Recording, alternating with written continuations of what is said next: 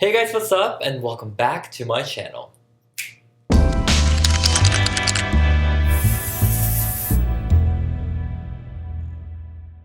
Hello everyone, as always, I'm here, I'm queer, get used to it. Like the title, I am here to give you a sneeze. Clearly, like the title of this video, it's not gonna be doll related. I mean, it could be, but I will be doing a tattoo tour. I'm not even gonna be like, oh my god, it's such a highly requested video. It's not. There's like maybe one or two people who are interested. My tattoos, not all of them have meaning, obviously, because you don't have to have deep meanings for them. I definitely would try to get a tattoo for aesthetic reason, and then I would put meanings into that. But it kind of, getting tattoos kind of made me love my body a little bit more. I've always just had a tough time with my body image. It's always been a journey, and it still is a journey. I think I liked it because there's art on my body, you know? They're really, really beautiful aesthetically, and you know, if there's meaning, the meaning is beautiful. The style and aesthetic that I try to go for is just very graphic. I like it to look sketched out. A lot of elements of fetish, anime, and all that. I do like single needle tattoos, although I do know that over time they will fade. Like, you know, it's kind of inevitable. The color scheme I try to go for is just black and red. I just feel like over time the red will turn into pink, and I think that's cuter. But you never know. You never know if I'll ever get color or not. But so far I have black and red. And I love red, I love black, and so...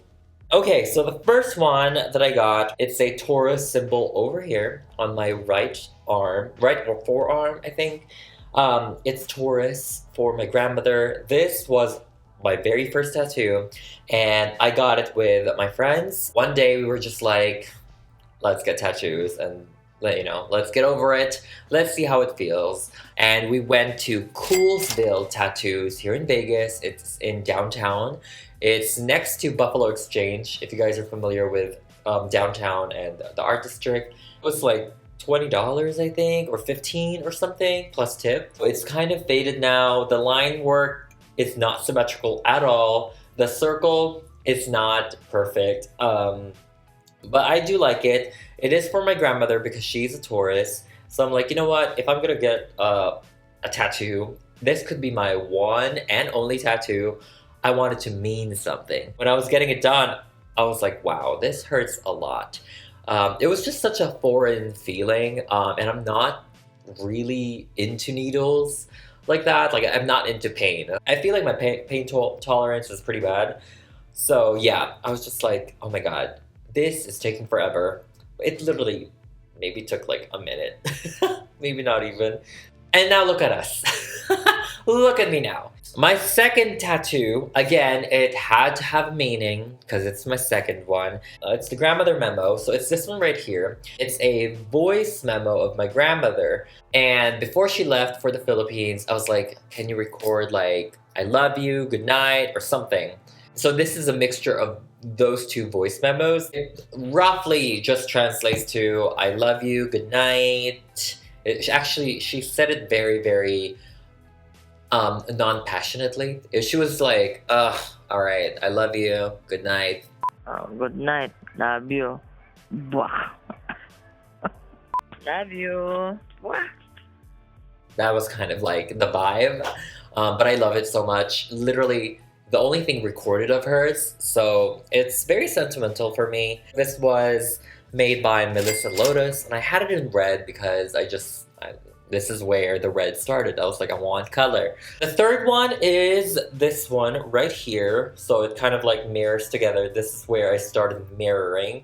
Different artist, which is kind of a mistake if you're trying to get something of the similar style. She, I think, was just very, very traditional in terms of the style. It says andros, and she designed it, actually. And I told her I wanted it to mirror this style. So I wanted to have the voice memo lines, although it actually looks like a heartbeat. You can see that this one is just not a single needle. It's very thick, and the lines are not faded, like they're not flicked. So it's literally like zzz, zzz, zzz, zzz, instead of like zzz, zzz, zzz, zzz, you know what I mean?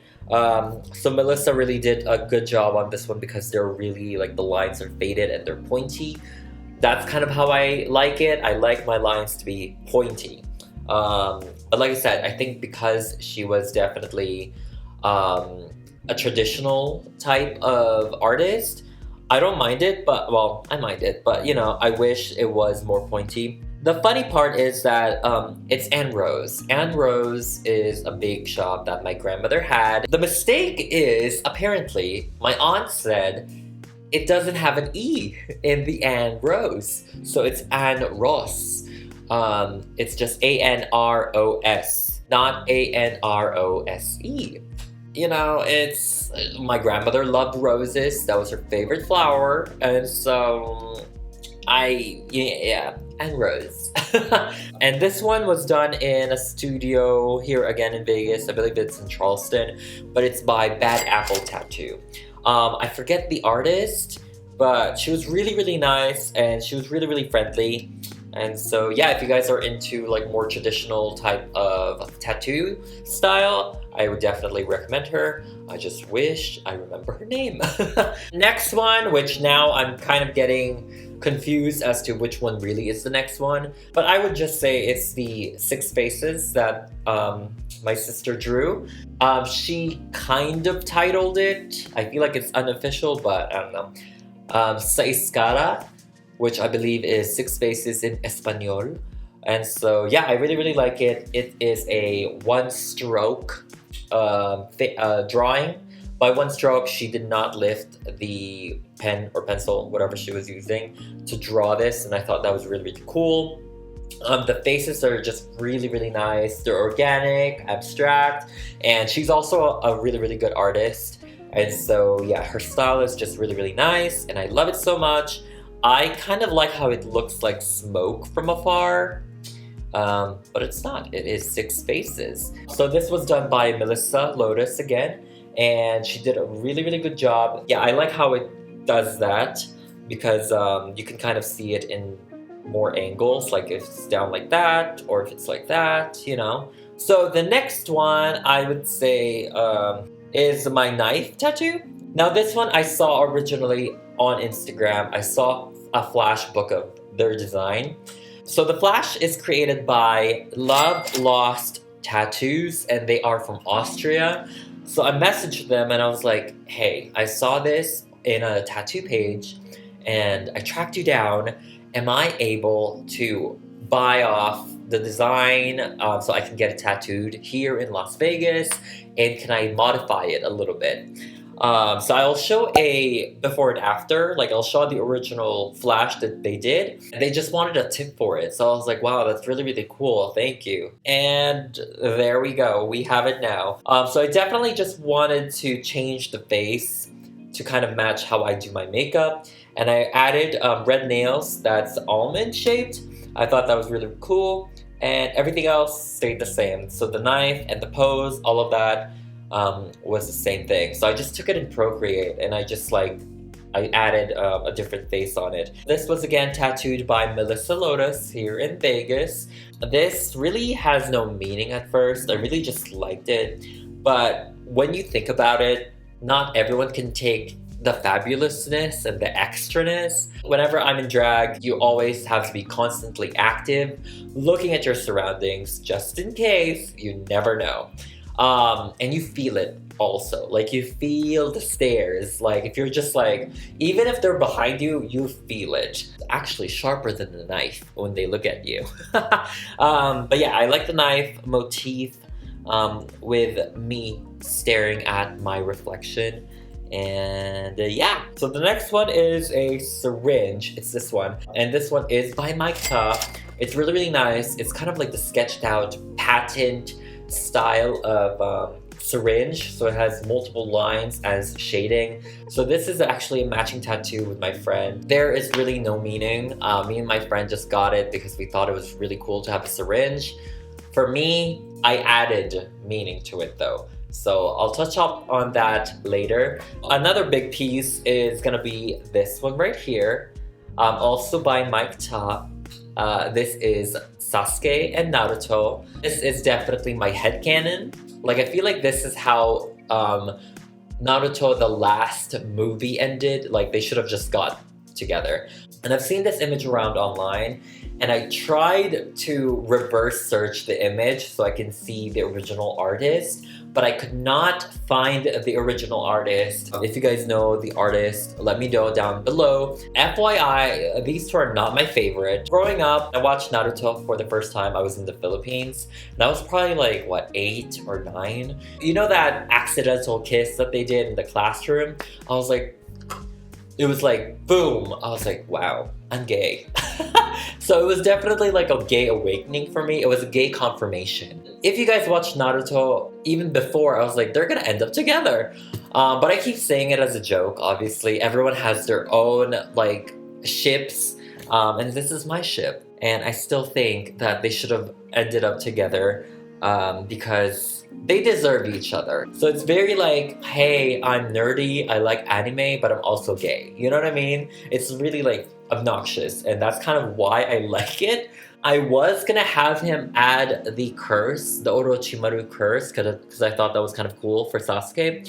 But I'm like, if this is gonna be like them as adults, he won't have the curse anymore. So in my head, in my own vanilla fantasy, this is how it ended. The next one, again, is this one. I've seen this a lot also in a lot of Naruto endings. I've seen a couple of times of Naruto and Sasuke doing this, and I thought that was really, really cool and interesting. It's also done by Mike Ta, and I was like, I wanted to kind of mirror each other. In hindsight, this could have been like Sailor Moon and like Tuxedo Mask. That could have been kind of cool too, to have like 2 different animes. But whatever. Me having Naruto tattoos is just a sign of my childhood. I kind of fell off when Naruto was becoming a god. I'm like, okay, so they're not ninjas anymore. And also Kishimoto cannot write great female characters.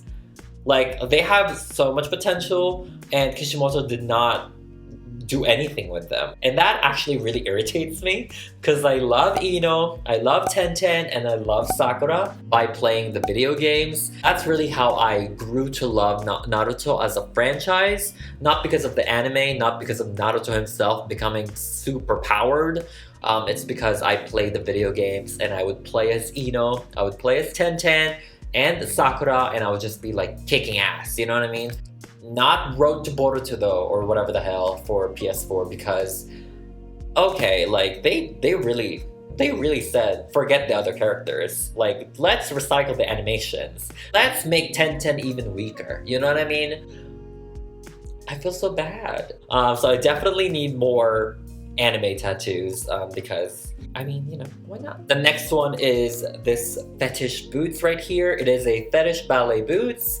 Really, really cool. I believe that was Friday the 13th, and Mike Ta was having kind of like a special. It was not $13, but he was having kind of like walk-ins, because he usually only does appointments. But at that time, I think for Friday the 13th, he would take walk-ins, and I thought that was really cool. And me and my friend, we just wanted to do something kind of like impulsive, and so I got this ballet boots, and yeah, I own a pair. And if you follow me on Instagram, I wore it there. The him boots, we'll call it that. The him boots, that's the him boots. And I added the red bottoms in the bottom, because why not? So yeah, it's really, really cool. I really like it. The next one is going to be, we have our purple odds and ends, our purple trinket, Miss Violet Chachki over here. This art is actually by Adam Johansson on Instagram, and it's really, really nice. It's one of my favorite tattoos. It's kind of like an homage to Violet. Well, it's an homage to Violet. Who else? But you know how she has the John Willie tattoo over here, the blindfolded girl? That's kind of like how she is to me. Well, not like blindfolded, but she's definitely such a great inspiration for me. And she was just so, so cool, and I loved it. When she does her makeup, I believe I have hooded eyes as well. I was able to take her tips and actually implement that. And I was like, wow, I don't hate my drag makeup now.